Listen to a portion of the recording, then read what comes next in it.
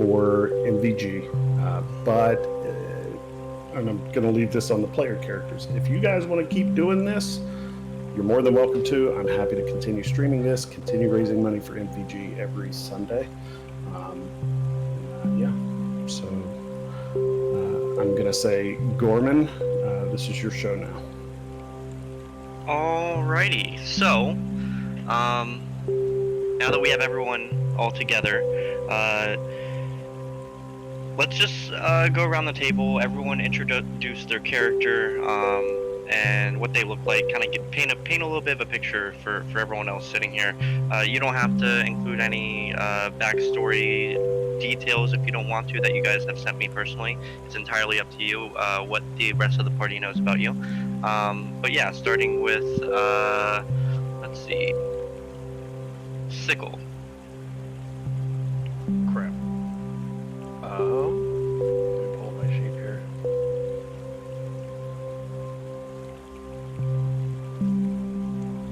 So basically, Sickle has no knowledge of being a Dragonborn and what it really is, what the roles and clans. He was the offspring of not necessarily a forced marriage, but more of a class marriage where two should not have been together. Probably just like a king and commoner kind of thing. That being said, he was outcast and raised by a smith on the edge of the woods. He's now dead, unfortunately, and Sickle is looking to improve his smithing and magical abilities so that he can hopefully someday give his dad's smithing hammer, get it repaired and use it himself. Alrighty, what does Sickle look like? Kind of. Sickle is the 6'11" copper Dragonborn fighter.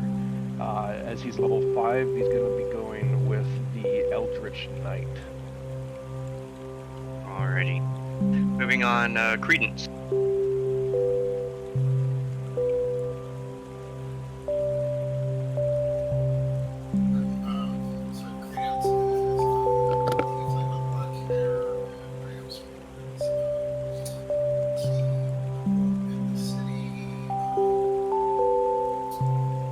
Barely hear you there. Is that better? That's better. Yeah, that's better. Just my mic. Okay, so he grew up in the city penniless, of course became a street urchin, got caught and ended up getting trained as a merchant, and now he's traveling for the Merchant's Guild as an adventuring merchant, trying to find relics or anything to make money to become a successful merchant. Alrighty. Hamdul, Red. Yes, Hamdul Redbeard. He is a mountain dwarf, about 4 foot tall. He's definitely, wearing combat armor. He's got a big red beard that's been braided. If you can picture Gimli from Lord of the Rings, you can pretty much get a mental image of what he looks like. He's a grouchy little dwarf. He doesn't really respect people that he doesn't feel have been tested in battle. And that's pretty much it. That's him in a nutshell. Alrighty. Nicholas Aldrin. Well, I am a paladin with a little dark side of a warlock. Grew up in a religious order. Both my parents were clerics. I decided to go the route of paladin to help fight evil, necromancers, and undead.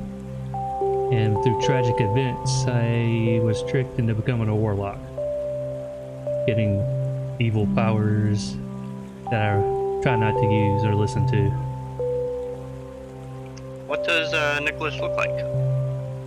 He is about 6 foot, brown hair, short crop beard, full armor with a Morningstar weapon. Alrighty. And last but not least, Tarhut Turneroth? Yes, Mr. Turneroth is 6'2", golden drain who actually was kicked out by his parents who were both paladins because he did not go the paladin route. And he went and became a monk instead. So he was actually took it in and by actually the one of the monk guilds. That's where he actually went and became a monk. And he's actually been tested out by the monks guild to go and find other monks to go and bring them back. Alrighty, I think that rounds out the table. So you guys have all been adventuring together for one reason or another. You guys have been brought together by chance or by luck or by something possibly more than that. But at the start of this adventure, you guys are pretty seasoned warriors or adventurers or spellcasters. You've been on previous adventures before and been successful. And currently, to a party of such seasoned adventurers, such as yourselves, you're currently in what you see is essentially just another dull tavern in another dull town in some nameless province that who cares where they are or who they are. Because unfortunately, with the life of adventuring, it's often very quick bouts of excitement with long, drawn-out, boring periods in between. It's just one of the challenges you face as being an adventurer. Outside the tavern that you guys are in, a fog lies over the town this evening. The damp and cobbled pavement glistens as the light of street lanterns dance across slick stones. The fog chills the bones and shivers the soul of anyone that goes outside. Yet inside the tavern, the food is hearty, the ale is warm and frothy, a fire blazes in the hearth, and the tavern is alive with the tumbling voices of country folk. Suddenly,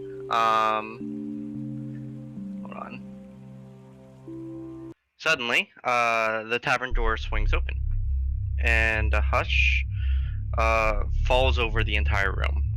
Framed by the lamplit fog, a form strides through the doorway. His heavy, booted foot falls, and the jingles of his coin shatters the silence. His brightly colored clothes are draped in loose folds about him, and his hat hangs askew, hiding his eyes in the shadows. Without hesitation, he walks up to your table and stands proudly in a wide stance with folded arms.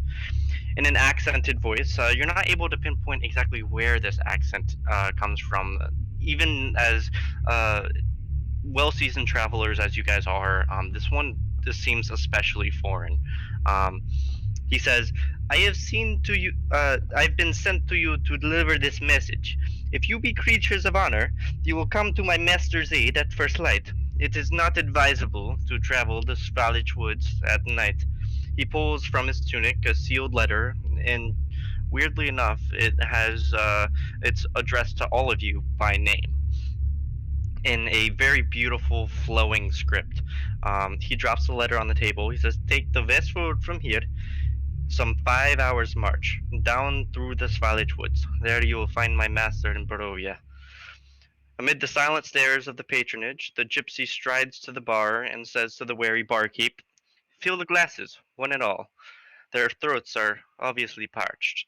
And he drops a purse heavy with gold on the bar, and with that, he leaves. The babble of tavern voices resumes, and although somewhat subdued, the letter is lying before you, and the seal is in the shape of a crest you do not recognize.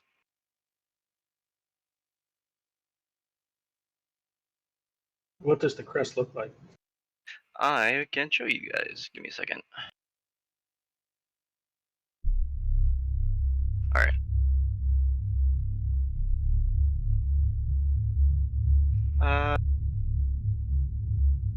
Doesn't have it in the handouts. Hold on. The crest itself, it's a very stylized S, and in between it has both a V and a Z. The wax itself is red, and it seems like the stamp looks actually kind of like well set in, like it's been in there for a while. Sorry, you're saying it looks old. Generally, as far as usually when it comes with stamps the wax doesn't get as flaky. It gets flaky over time, and at this point, it's kind of at that stage where bits of it are flaking off as you kind of rub your finger over the stain. Hamdul finds this very strange, but he be a man of honor. I think vote we should Hamdul take a look. opens it. I'll open it. Can So, I scoot to the other side of the table here? I don't trust the letter. Alrighty. So Hamdul, you open it. Yeah, I go ahead and break the seal and unroll the scroll. Alrighty. Before you, in the same beautiful flowing script that you saw on the outside of the letter, continues on the inside of the letter. It says, "Hail to thee of might and valor. I, a lowly servant of Barovia, send honor to thee. We plead for thy so desperately needed assistance. The love of my life, Irina Koliana, has been afflicted by an evil so deadly, even the good people of our village cannot protect her. She languishes from her wound, and I would have her saved from this menace. There's much wealth in this community. I offer all that might be had to thee and thy fellows, if thou shalt but answer my desperate plea. Come quickly, for time is at hand. All that I have shall be thine. Kolian Indirovich, Burgomaster."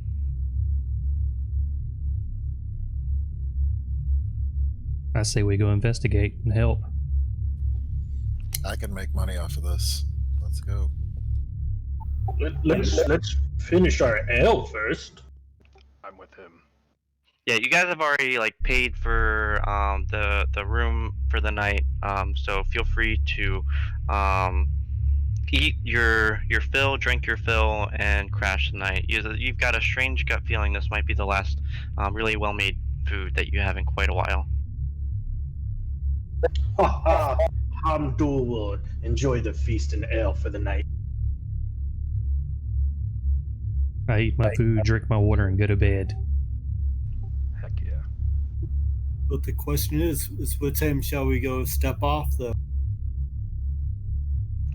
When Hamdul wakes up, because I don't like it when he's hungover. Hamdul's okay with going now. He ain't scared.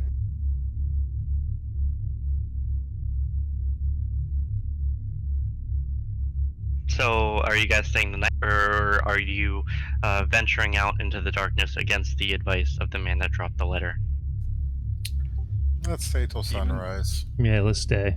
Better and safer to travel during the day. Okay.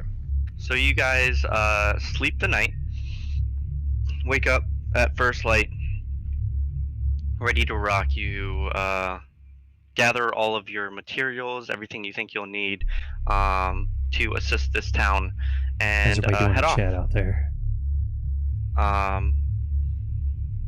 So Are we going by foot, you or... are walking in the same direction, taking the west road as the gentleman advised you to do. And you're walking it, and you notice as you're walking, the fog gets thicker and thicker and thicker until the point where either side, you're flanked on either side by heavily, very dense woods. But even after a few rows of woods, it just becomes so hazy and foggy to the point where you can't see much of anything until eventually you get to the point where, you start to see black pools of water stand like dark mirrors in and around the muddy roadway. Giant trees, like I said, loom on both sides of the road. Their branches are clawing at the mist.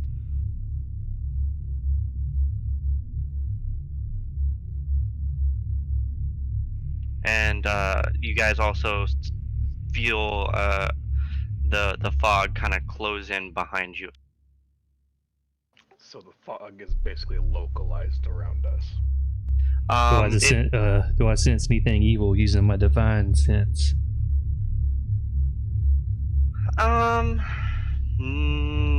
Not generally. I mean, as a paladin, you just generally have a bad feeling, but it's not inherently evil per se. You're almost like on edge, like as if just something isn't right. The fog isn't closed around you entirely, it's just closed around you to your flanks and to your rear. In front of you, further along the roadway, it seems to it's not as foggy or hazy. I'm gonna tie a rope to Hamdul and try to walk into the fog. Can I equip my shield? Yeah, of course. Hamdul I want- equips its axe as well. I want my flail. All right, so you start to walk into the fog. In which direction? Are you going into the forest or back along? Back along the road. All right. So you're walking back along the road, and you're breathing in this fog, and you can feel every breath. You can, it's like sinks into your lungs as you inhale. Make a Constitution saving throw. Hamdul? Whoever's walking in, I think Credence. Whoever's walking into the Yeah. Credence. Yeah. So that'd be a roll of 20, I guess. a D20 plus your Constitution modifier, and if you have proficiency, which I do not know if you do, I can check. Just give me a second. It's okay. So what happens is you feel, like almost like the fog is like sapping away at your energy. Eventually, it gets to the point where you feel exhausted, so you're gonna take 1 point of exhaustion. All right, I'm gonna tug on the rope, like to get pulled back out, and start walking Can I? back. They're there. Is it already Yeah, done? Hamdul starts pulling on the rope. All right. So he makes it safely back. It does seem dizzying trying to find your way back, even with the rope. It feels like you're being tugged in several different directions, not just one. Can I cast Find Familiar? Yeah. I'd like to call a raven. All right. A raven appears before you. I want it to fly within the 100-foot range that I can telepathically communicate with it, and I want to see if it can see anything other than the fog and tree. It flies 100 feet down the road from where you came, and it cannot find a break in the road or the trees. It is just a wall of fog, and it looks like it continues endlessly, at least for those 100 feet. I'll recall it to my shoulder. Alrighty. You notice that it also looks fairly worn, like doing that journey had an effect on it somehow. So I get a bad feeling about the mist. Yeah, I Do we told wanna try to everybody go around make it? sure They stay out of the mist. Do we have any torches? I have one.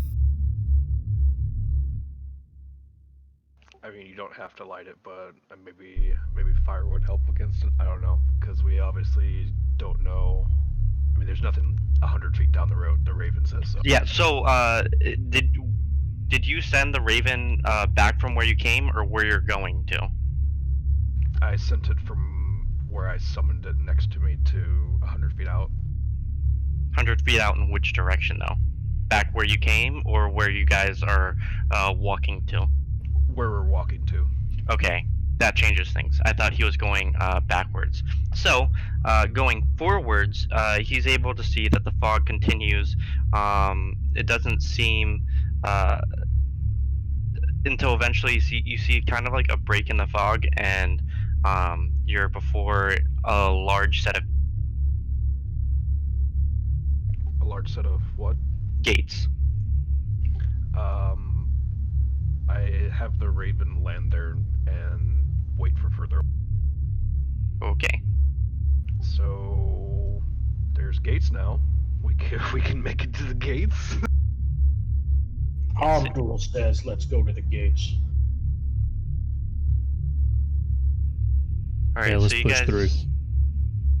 You guys continue west until eventually there's a small break in the fog. You still notice that the fog is 100% still there, and you notice now from when you first set off, it was kind of like a cloudy day. There were some clouds in the day, but generally there were stretches where there could be sunshine pouring through the breaks in the cloud. But here there is no such thing. It is dead overcast and it's slightly drizzling. But before you guys, you see the fog spills out of the forest to swallow up the roads behind you. Ahead, jutting from the impenetrable woods on both sides of the road, are high stone buttresses looming gray in the fog. Huge iron gates hang on stonework. Dew clings to the cold tenacity of the rusted bars. Two headless statues of armed guardians flank the gate, their heads now lying among the weeds at their feet. They greet you only with silence. This is what you guys kind of see. Hamdel, get my raven ride on you. Absolutely, Hamdul loves animals.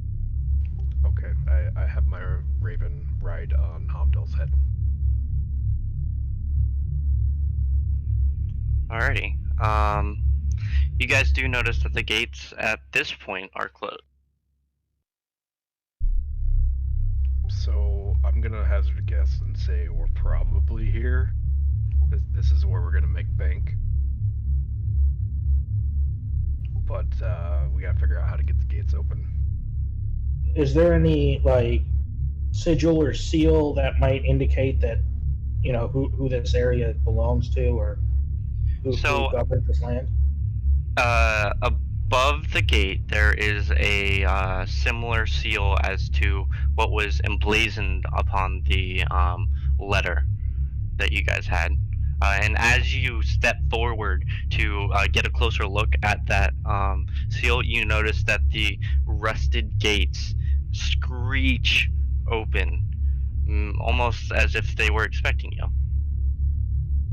So hear me out. I'm not scared, but it's not windy as well. Hamdul lets out a nice little bellowing laugh. No gate's gonna scare Hamdul, and starts kind of stepping forward through the gates. I'll follow Hamdul and pat him on the shoulder for being so awesome.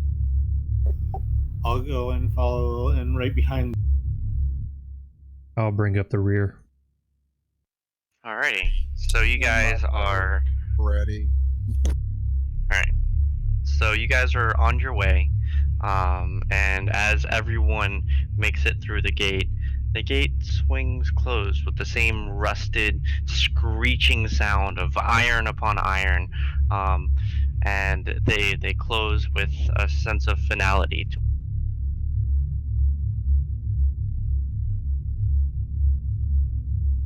Hamdul does jump a bit when the gates close. Oh, guess who's staying? Is there a seal on the other side of it or anything? Not from what you can see. It looks to just be the normal iron gate. The seal was only on the outside facing wall. The inside's pretty blank, just that stone buttress that's pretty much flat. I want to take a dagger and test it on the wood and the stone to see if it's decaying. Of the wall? Yes. To basically see if it's flaking away, aging, like prematurely aging, like rotting. You do so, and it is not. The stone looks like it's stood for 1,000 years and will continue to stand for 1,000 years. What does the inside of the gate going look like? As if we were going and facing the way that we came. Okay, so as you turn around to look at the inside of the gate, it seems like there's no stone guardians like you saw on the outside of the gate. It's fairly flat. It doesn't seem like there's even a way to get on top of the ramparts from your guys' level.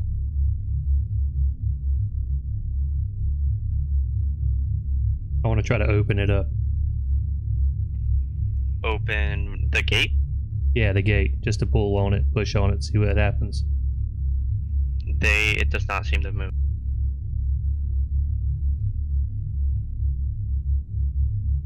Feels like we're stuck in here.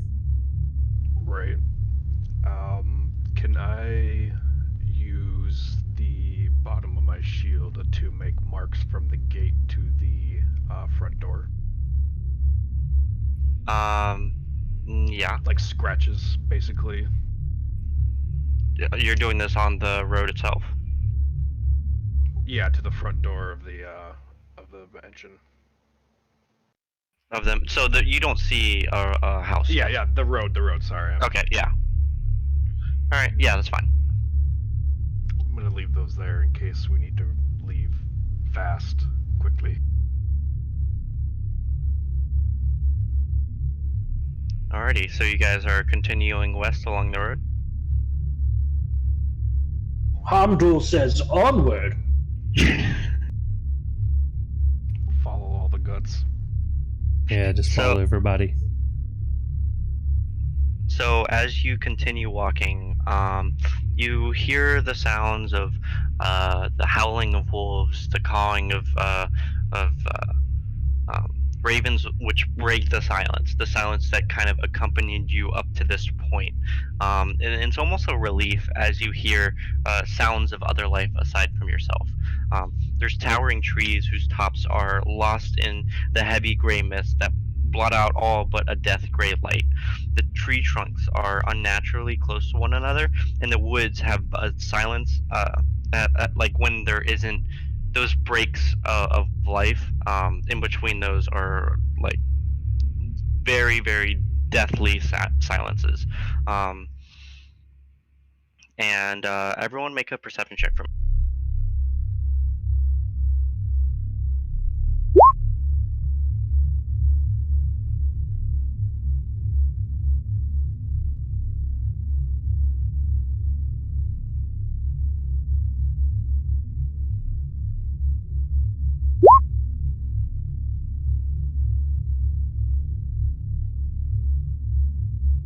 Hamdul sees all. Yeah, you do.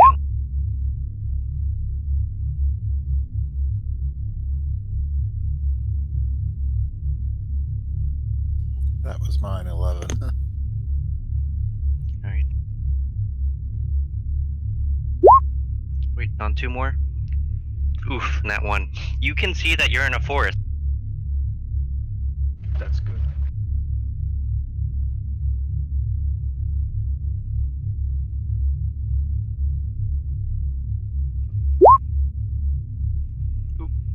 The slash goes before the R, I believe.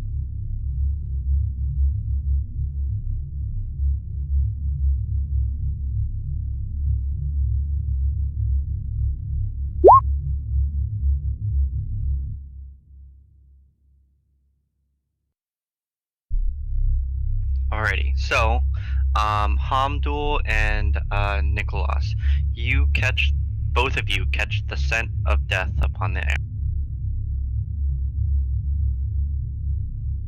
Like something rotting. Hamdul sniffs the air. No, hold up, guys. I'm getting a whiff of something here. Death marks this area. Can I send the Raven out again? You can have the Raven do a perception check as well. Using mine. No, you can use its. Do D20 plus 3.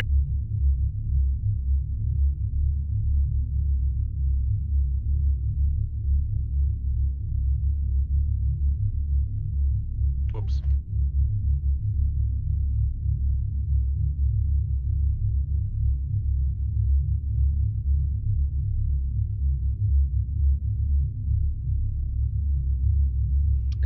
Yeah, slash goes before the R.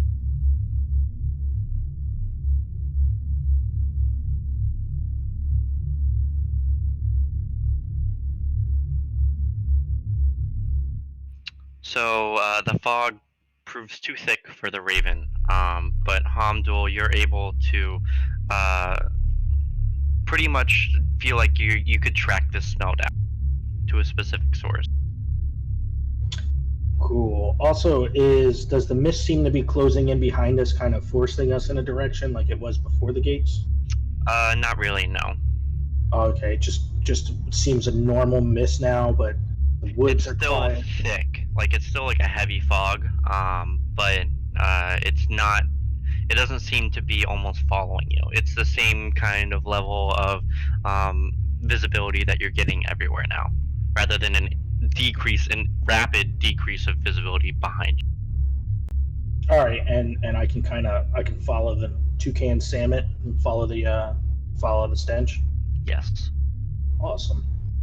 I keep I sniffing vote we the air. follow Hondo. Hamdul, I don't really say anything, but I kind of look like a bloodhound sniffing around as I grab my axe and kind of grunt as I start following the trail. You Do you follow still the have that trail. rope tied to him? Can you roll an insight check to go and figure out what he's doing? Yeah, go for it.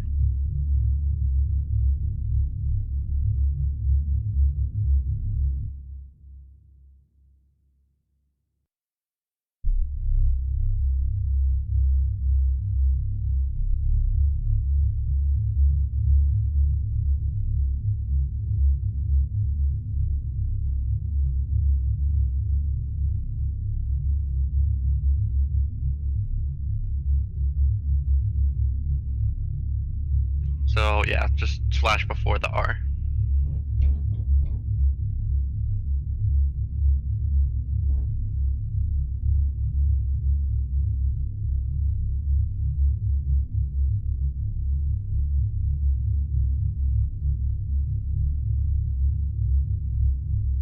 All right. So generally, you're. It's not hard to put two and two together that he mentioned the smell of death before, and he's sniffing the air and looks like he's quite literally following his. I go and follow Hondo. Yeah, You follow got- along. The foul scent leads you to a dwarven corpse, about half buried in the underbrush, about 15 feet from the road. He's thick in beard, and he's face down. I go and flip him over. Yeah, Hamdul sees this obvious dwarf and is a little enraged that he sees a dead dwarf. Is there any markings on him? Might I know him, possibly? He looks oddly familiar, and as you flip him, you see a mirror reflection of yourself, Hamdul. Hamdul kind of like glares. Whoa. What is him this that sees dark it or magic? us? What was that? Is it him that sees it, or just or is it Everyone just him that's that sees it? within vision of the body sees Hamdul on the ground. He looks dead, pale in the face. It looks all like Hamdul, except he's pale, and absent of.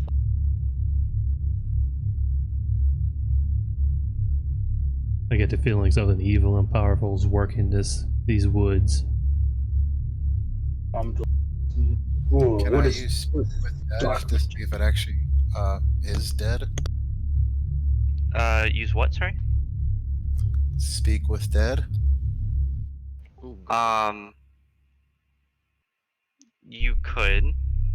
So, as you start to prepare your spell and like get closer to it, I believe you have to touch it for Speak with Dead.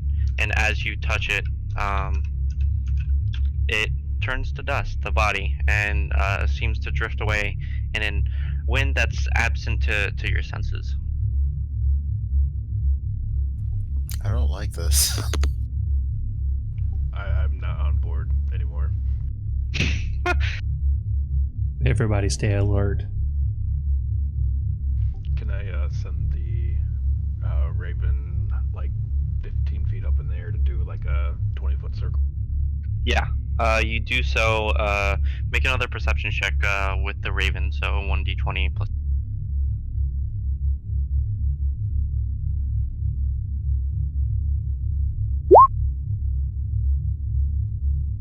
Raven spots a pack of dire wolves. Looks to be approaching your guys' location from the east. How far? Probably 300, 400 feet back. You guys still have plenty of time if you guys want to head back to the road and continue west. Can I say we uh, continue. Gotta avoid any unnecessary fights. Are they coming at us, or are they just kind of roaming? They are sniffing the air. So they're either gonna catch our scent now or soon, hopefully. Kid, you guys think we should prepare or get back to the road? Both. I wouldn't want to fight dire wolves in the woods.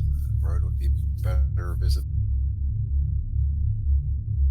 If anything, I'd rather be on the road where it's more open. Agreed. Hamdul agrees. I'm down for road. Alright, so you guys make your way back to the road. It isn't hard to see. You guys didn't go too far off the road to find Hamdul's body. Hey, thanks, good kid. But you guys can find the road kid, again and Dad. continue west. I appreciate the alert.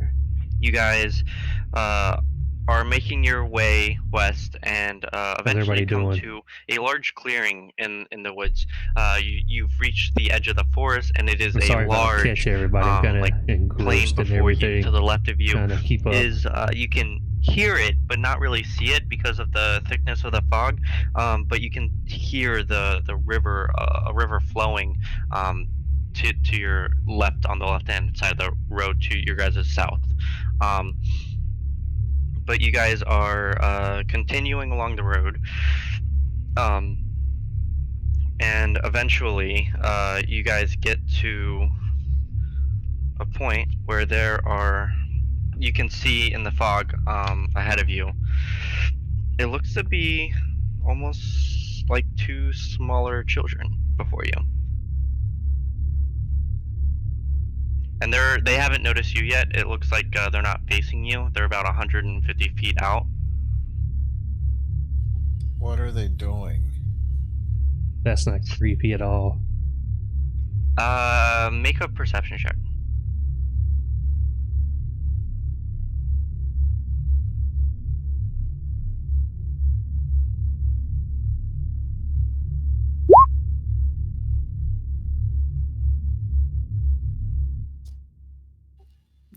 You're unable to see exactly what they're doing.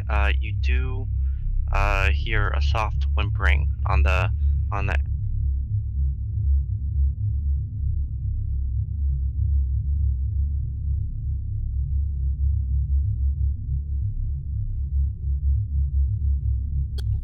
I'm gonna aim an arrow at them.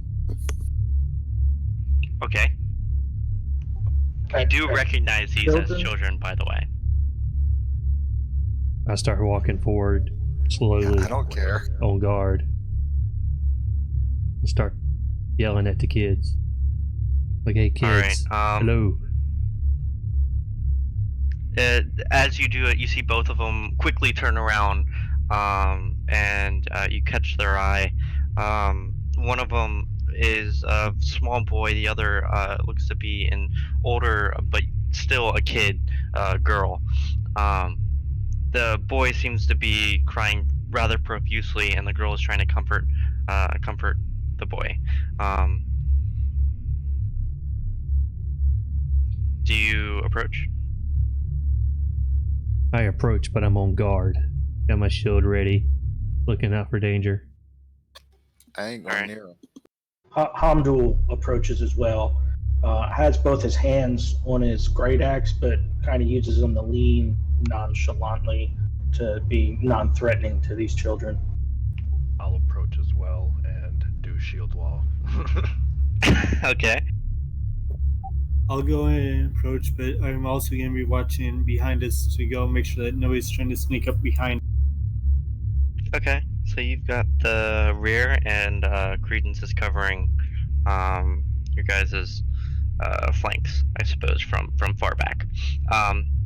So after shushing the boy, the girl turns to the group of you and says, "There's a monster in our house." She then points down where the road forks before you onto a gravel road. You can see a dark looming figure in the fog that wasn't noticeable to you before, but now it's likely that this is obviously a house. Hamdul lets out a little chuckle at the kids. A monster, you say? Hamdul is not afraid of a monster. Please, won't you help us? There's a monster in the house. Tell Hamdul, what type of monster? A mean one. He yells and he screams and he howls. Howls, you say? Like a dog? Like a wolf. Hamdul kind of turns to the rest of the group that's with him and kind of glares and gives a nod. Like, yeah, we should help these kids. I asked the kids where their parents are.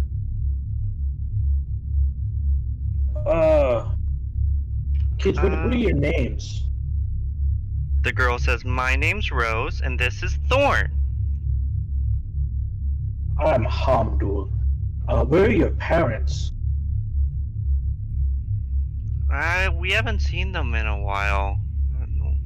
Maybe the basement. That's where they keep the monster locked up. Your parents keep the monster? Trapped in the basement, of course. We can't let them out. Hamdul kind of turns to the rest of the party and gives a different head shake, like, something's not right. The girl's named Rose and the boy's named Thorn. Something's up. But I'm in if it's money. Yeah, the boy hasn't said anything to you guys. He just seems to be almost uncontrollably weeping as he's clutching a stuffed doll. And Rose is just trying to comfort him. Hamdul puts his hand on the boy's back. Says, "Don't worry, we'll take care of the monster." He slowly stops to cry.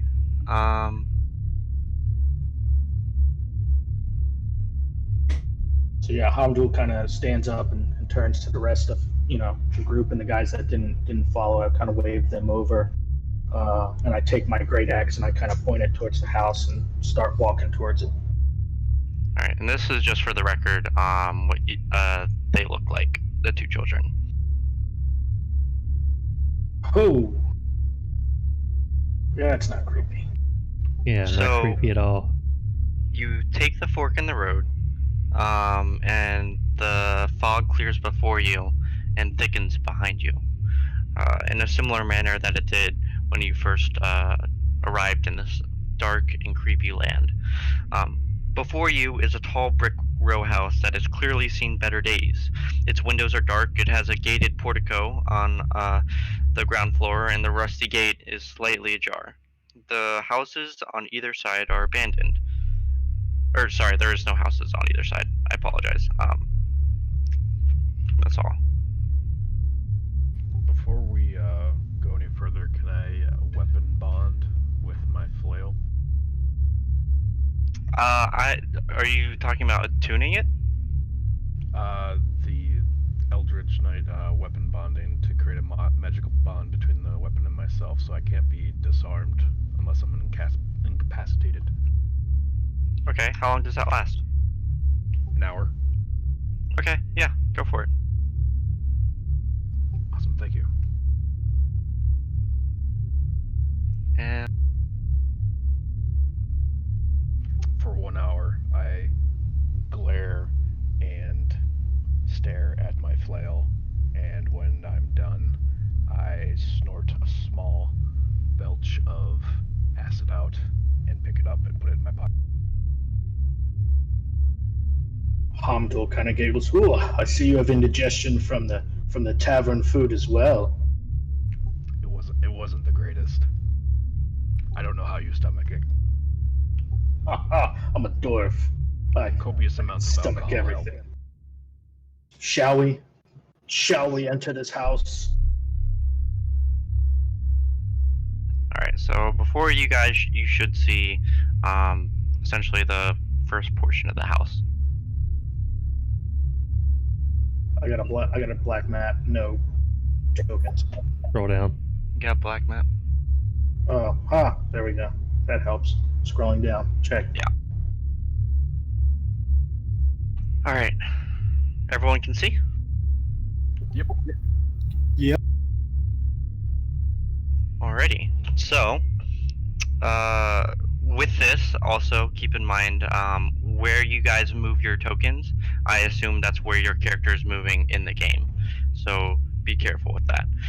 That may or may not lead to consequences or.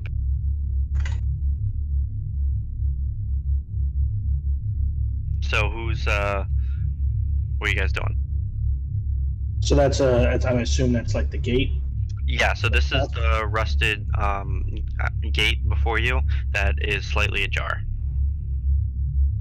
All right, I walk up to it and use my great axe to kind of push it forward. Yeah, it's unlocked, and the hinges shriek with that metal on metal sound as you push the gate open. There's oil lamps that are chained to the ceiling of this small little portico or area that kind of provide a little bit of light, and then flanking or to the north of, or to the east of that, I should say. North is to your guys' left. So east of that. There are a flanking set of look to be oaken doors. Can I walk the perimeter to look for other exits? You walk the perimeter, and it seems this is the only entrance and the only exit. There are windows, however, I should say. You notice windows on the front. Boarded or open? The windows seem almost. Do you know how windows get after they've been exposed to smoke? They become like very hazy, and very hard to peer into. All of them are closed.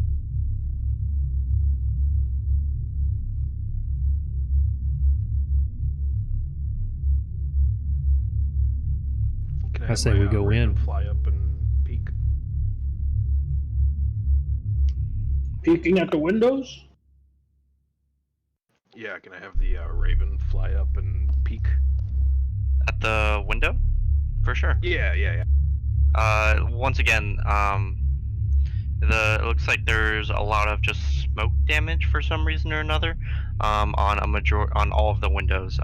It's not able to really see into it. The most it can see is its own reflection in the.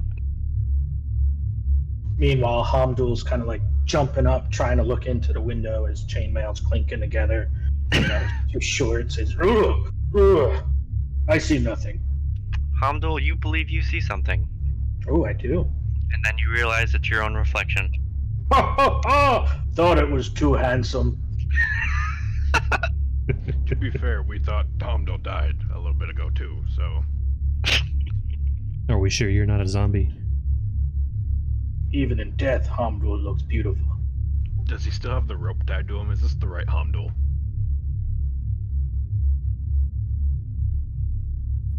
I did never take it off, so. Alright. Yeah, Good, you won't the get rope is lost still in the on him. house. I'm going to untie my rope, wrap it back up, and say that seems like a trap.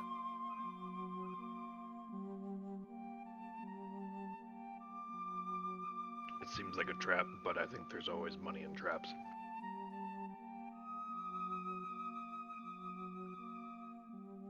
So are you guys going inside? Yeah, I'll go ahead and go inside first. Alright.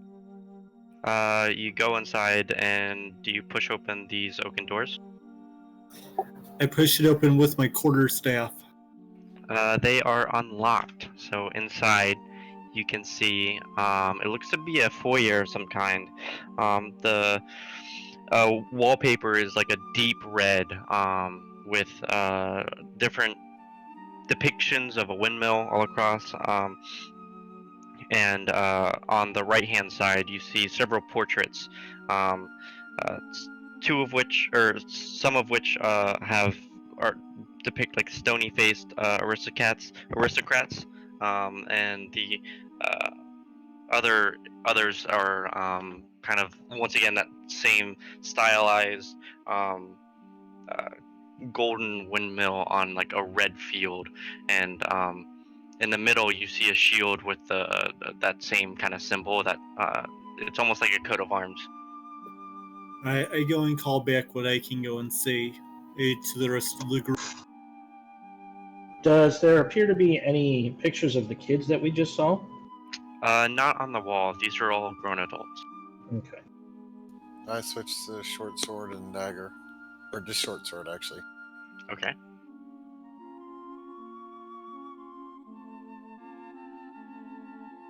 I want to Are you guys- investigate the doorway for any type of seals or Okay. anything Yeah. like that. So, the door in front of you on the further eastern side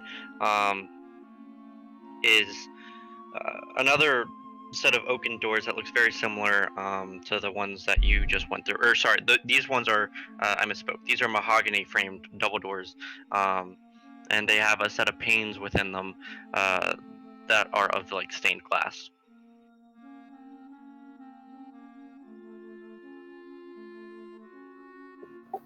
I test the door. Seems unlocked. Do you open it? With my quarterstaff, I go ahead and push it open.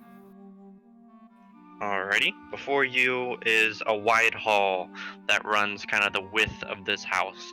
To your left, there is a black marble fireplace at one end and a sweeping red marble staircase to your right that kind of spirals upwards.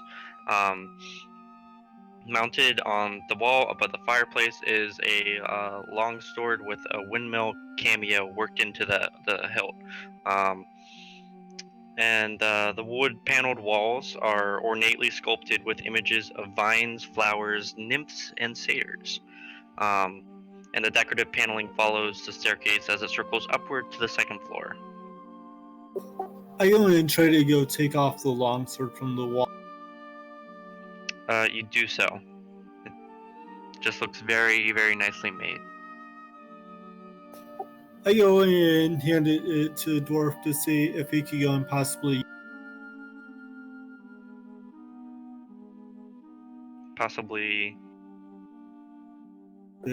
use the longsword. Hamdul politely puts his hand up. No, Hamdul likes his axe.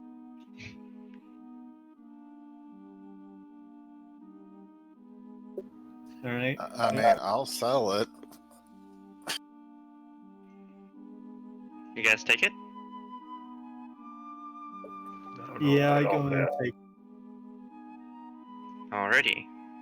Where are you guys going next? There are several doors further to your east. In fact, there's 4 of them in total, and then 1 to your west. Like I said, north is to your left. Hamdul goes up to the door directly to his, right next to him here. Yep. And first he tries to listen in, see if he can hear anything. Make a perception check.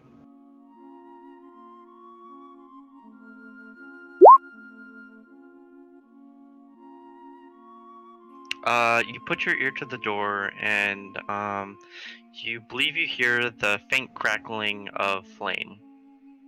Wood being... Like a fireplace is in there? Yeah. Hamdul gives it a little knock. There's no answer. Knock harder. I'll knock all right. And I kind of just turn the doorknob and push it open. Push it open, and before you is looks like a den of some kind, of a hunter's variety. There's a fireplace which is oddly not lit. You could have sworn that you heard it being lit before, but it seems your senses have failed you. Above that is a stag's head, and positioned around the outskirts of the room are 3 stuffed wolves. There's 2 padded chairs that are draped in animal furs that face the hearth with an oak table between them, supporting a cask of wine, 2 goblets, a pipe rack, and a candelabrum. A chandelier hangs above a cloth-covered table, surrounded by 4 chairs. And there's 2 cabinets that stand against the walls, and that's it. So you said over here in front of the fireplace, there's wine and pipes. Yeah, so there's a cask of wine on this table here, as well as some carved wooden goblets, a pipe rack, and a candelabrum.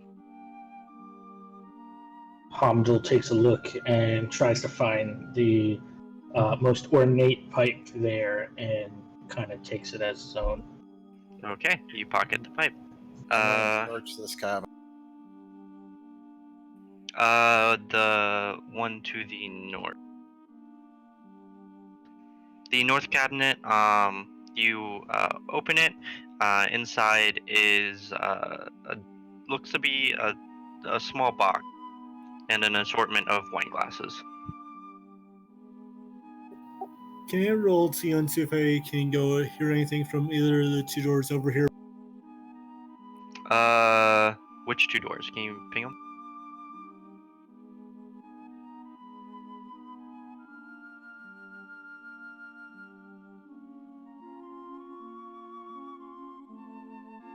Yeah.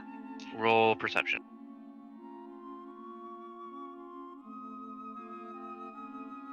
You said there was a small box, There is a small box, yes. and do the wine glasses just look standard, or anything like they're like fancy or anything like that? They're crystal wine glasses, so they look a little bit more on the higher end when it comes to wine glasses, but overall they are just wine glasses. I'm gonna stick with this. Hamdul kind of takes one of the wine glasses and goes over and fills it from the cask of wine. Don't drink that. We don't want to enjoy ourselves with this? You just walk I'm gonna into use a other dagger. people's homes and start drinking their wine. Hamdul, I'm gonna use a please. dagger Yeah, and if we're open up gonna- the box. Rid their house of a monster. At least they could do is let us have their wine and smoke. So you open the box, and inside looks to be several sets of playing cards.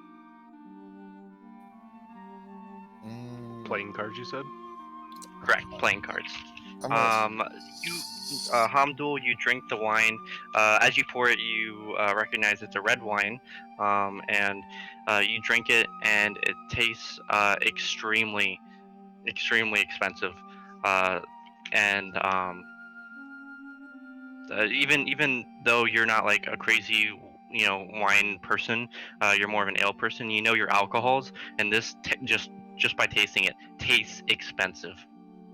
Oh, Hamdul hasn't had wine like this since his grandfather's last feast. I'm gonna take the playing cards and then go search the other cabinet. That cabinet Okay. happens to be sporting a lock. Hamdul, can I have some of that, please?